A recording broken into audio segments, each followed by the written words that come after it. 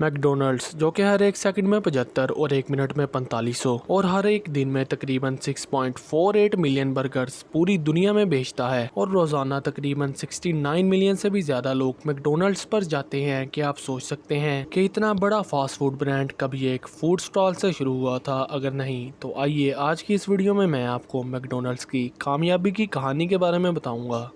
Hello दोस्तों and welcome to नैरिक TV. दोस्तों, ये जो मैकडोनल्ड्स का नाम हम बचपन से सुनते आ रहे हैं, ये असल में एक फैमिली का नाम था और मैकडोनल्ड्स फैमिली मैनचेस्टर में रहा करती थी। 1930 में ये फैमिली मैनचेस्टर से हॉलीवुड कैलिफोर्निया में शिफ्ट हो गई और यहाँ पर आकर पैट्रिक मैकडोनल्ड्स के दो बेटों रिचर्ड और मॉरिस ने एक छोटे से मोशन फिल्म स्टूडियो में काम करना शुरू कर दिया। मगर कौन जानता था कि एक आम से स्टूडियो में काम करने वाले ये दो लड़के आगे चलकर मैकडोनल्ड्स जैसा एक इतना बड़ा फूड ब्रांड बना डालेंगे। खैर, वक्त गुजरता गया और 1937 में पैट्रिक मैकडोनल्ड्स ने लॉस एंजलिस में एक एयरपोर्ट के पास ही अपना एक छोटा सा फूड स्टैंड खोल लिया, जिस पर पैट्रिक खाने की कुछ फूड आइटम्स बेचने लगा और इसने इस फूड स्टैंड का नाम एयरड्रोम रख दिया। और दोस्तों, यही से ही मैकडोनल्ड्स की शुरुआत होती है।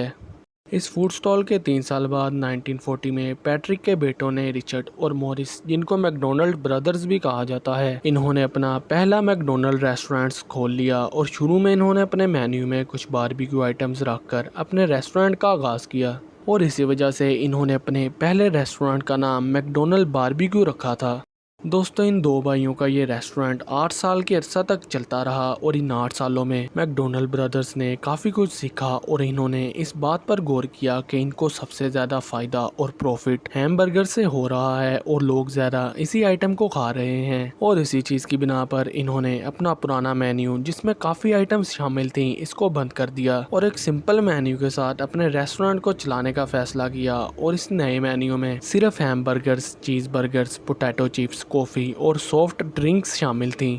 और अब इस रेस्टोरेंट का नाम मैकडोनल्ड बारबेक्यू से सिर्फ मैकडोनल्ड्स कर दिया गया। और इसके पूरे 4 साल चलने के बाद 1952 में मैकडोनल्ड ब्रदर्स ने बिल्डिंग लेकर एक प्रॉपर और थोड़ा सा मॉडर्न रेस्टोरेंट बना लिया। और दोस्तों, मैं आपको बता दूं कि सबसे पहले सेल्फ सर्विस का कॉन्सेप्ट भी मैकडोनल्ड्स ने ही इंट्रोड्यूस करवाया था। इसका मतलब कि लोगों को अपना खाना उठकर खुद अपनी टेबल तक लाना पड़ेगा और ये कॉन्सेप्ट अमेरिका में रहने वाले लोगों को पसंद भी आने लगा। और दोस्तों, यहीं से ही मॉडर्न फास्ट फूड कल्चर की शुरुआत होती है। खैर, थोड़ा सा वक्त और गुजरा और फिर मैकडोनल्ड ब्रदर्स ने अपने बिजनेस को एक्सपेंड करने के बारे में सोचा, यानी कि अब पूरे अमेरिका में मैकडोनल्ड्स की फ्रेंचाइजीज खोली जाएंगी और जो कोई भी इनसे फ्रेंचाइजीज खरीदेगा वो इनको अपने प्रॉफिट में से कुछ मखसूस हिस्सा अदा किया करेगा। और यही हुआ, इन्होंने कम टाइम में ही मैकडोनल्ड्स की कुछ फ्रेंचाइजीज सेल कर ली। और दोस्तों, अब बारी आती है रे क्रोक की। मैकडोनल्ड्स को कामयाब बनाने में इस आदमी का भी एक बहुत बड़ा हाथ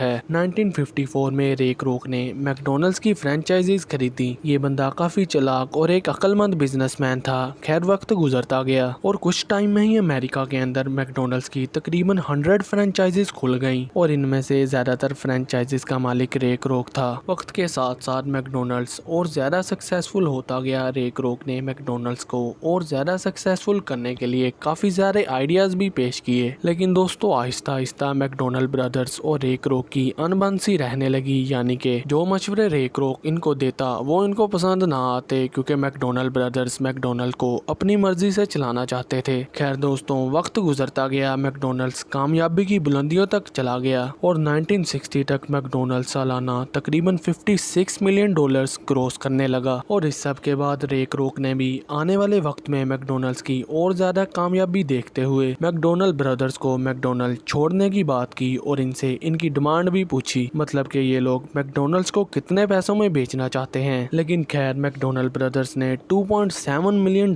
की डिमांड कर दी, जो कि उस वक्त तकरीबन 27 करोड़ रुपए बनते थे। और आप लोग जानते हैं कि 27 करोड़ आजकल के इस दौर में भी कोई छोटी बात नहीं है। खैर, रे क्रोक ने इनकी डिमांड पूरी कर दी और मैकडोनल्ड को इन भाइयों से पूरी तरह खरीद लिया।